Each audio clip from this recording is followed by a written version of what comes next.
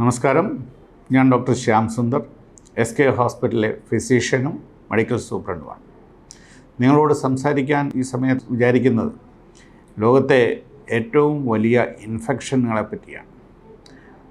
ഇന്ന് നമ്മൾ നോക്കുകയാണെങ്കിൽ ഏതായാലും 290 കോടിയോളം മനുഷ്യരെ ബാധിക്കുന്ന ഒരസുഖമാണ് മലേറിയ.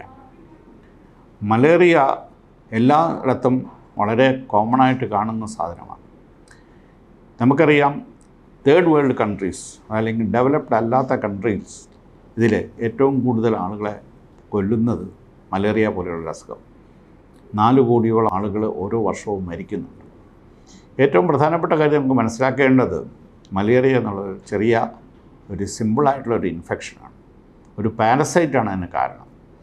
ആ പാരസൈറ്റുകളെ നിയന്ത്രിക്കാനും ട്രീറ്റ് ചെയ്യാനും ആവശ്യത്തിലുള്ള മരുന്നുകൾ നമ്മുടെ ശേഖരത്തിൽ ഇപ്പോഴുണ്ട്. അപ്പോൾ അത് ഉപയോഗിച്ചാൽ മാത്രം കൺട്രോൾ ചെയ്യാൻ പറ്റുന്ന ഒരു അസുഖമാണ് മലേറിയ.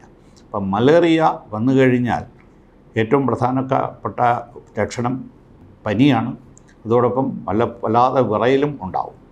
ഇത് മാത്രമല്ല കാരണം, ശരീരത്തിലെ രക്തം വഹിക്കുന്ന രക്താണുക്കളെ മുഴുവൻ നശിപ്പിക്കുന്ന ഒരു ഇൻഫെക്ഷനാണ് മലേറിയ.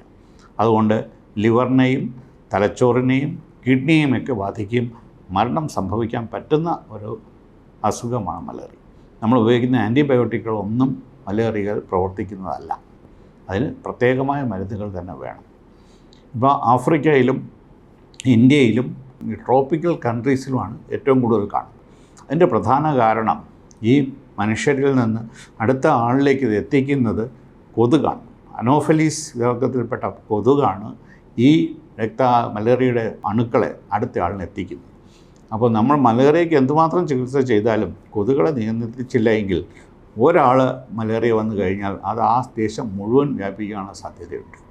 അപ്പോൾ നമ്മുടെ ഈ കാര്യത്തിൽ നമുക്ക് ഏറ്റവും ശ്രദ്ധിക്കേണ്ടത്, മലേറിയ കണ്ടാൽ മനസ്സിലാക്കുക, ഉടനെ തന്നെ അതിന് വേണ്ട ക്രമീകരണങ്ങൾ ചെയ്യുക, ഡോക്ടറെ സമീപിക്കുക. രോഗിയെ ചികിത്സിച്ചാലും നമ്മുടെ സമൂഹത്തിന് ചികിത്സിക്കുക എന്നുള്ളൊരു പ്രധാന കർത്തവ്യം കൂടെ നമ്മുടെ ഭാഗത്തുണ്ട്. അത് എങ്ങനെയാണെന്ന് വെച്ചാൽ കൊതുകിനെ നിയന്ത്രിക്കുക എന്നുള്ളത്. ഇപ്പോൾ കൊതുകുകളെ എങ്ങനെ നിയന്ത്രിക്കാം എന്ന് നമുക്കറിയാം.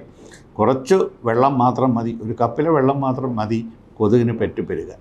അത് വളരെ നമ്മൾ അശ്രദ്ധയായിട്ട് വെച്ച് കഴിഞ്ഞാൽ ഈ വെള്ളത്തിലെല്ലാം കൊതുകുകൾ പടർന്നു പിടിക്കാനുള്ള സാധ്യതയുണ്ട്. ഒരു കൊതുക് ഒരു പ്രാവശ്യം കടിച്ചാൽ മതി നിങ്ങൾക്ക് മലേറിയ ബാധിക്കാൻ. അപ്പോൾ അതുകൊണ്ട് വളരെ ശ്രദ്ധയോടുകൂടി ചികിത്സിക്കേണ്ടതും തീരുമാനിക്കേണ്ട ഒരു കാര്യമാണ്. പല 1930കളിലും 40കളിലും 100 കണക്കിന് ആളുകൾ ഈ മലേറിയ കൊണ്ട് ഒന്നിച്ച് മരിച്ചു പോയിട്ടുണ്ട്. അത് പ്രധാനമായിട്ടും നമ്മൾ പട്ടാള ക്യാമ്പുകളിലും അഭയാർത്ഥി ക്യാമ്പുകളിലും ഉള്ള സ്ഥലത്താണ് ഇതൊക്കെ സംഭവിച്ചിരിക്കുന്നത്. അന്ന് 2ാം ലോകമഹായുദ്ധം 1ാം ലോകമഹായുദ്ധ സമയത്തെല്ലാം വളരെയധികം ആളുകൾ ഈ മലേറിയ കൊണ്ട് മരിക്കുകയും വളരെയധികം നാശനഷ്ടങ്ങൾ ഉണ്ടാവുകയും ചെയ്തിട്ടുണ്ട്. ഇത് നമുക്ക് വളരെയധികം നിയന്ത്രിക്കാൻ പറ്റുന്ന ഒരു കാര്യമാണ്. ആവശ്യത്തിന് മരുന്നുകൾ നമുക്കുണ്ട്. കൊതുകുകളെ നിയന്ത്രിക്കുക പ്രാധാന്യമുള്ളതാണ്. അത് നമുക്കിപ്പോഴും ചെയ്യാം. കേരളത്തിലും ഇന്ത്യയിലും ഇപ്പോഴും വ്യാപകമായി കണ്ടുകൊണ്ടിരിക്കുന്ന ഒരു അസുഖമാണ് മലേറിയ. കേരളത്തിൽ അപൂർവമായിട്ട് കാണുന്നെങ്കിലും നോർത്ത് ഇന്ത്യയിലും ഉള്ള വ്യക്തികളിൽ ഈ മലേറിയ കാണുന്നുണ്ട്. ഇന്ന് നമുക്കറിയാം, ഇന്ത്യ മുഴുവൻ ഒരൊറ്റ രാജ്യമാണ്. ഇന്ത്യയിലെ ഏത് ഭാഗത്തു നിന്നും ആളുകൾ കേരളത്തിലേക്ക് എത്താം. അങ്ങനെ പലർക്കും മലേറിയ ഉണ്ടാവാം. അത് നമുക്ക് പകർത്താനും സാധിക്കും. അതോടൊപ്പം ഇവിടെയുള്ള കൊതുകുകളിലും ഇത് ഉണ്ടാകാൻ സാധ്യതയുണ്ട്.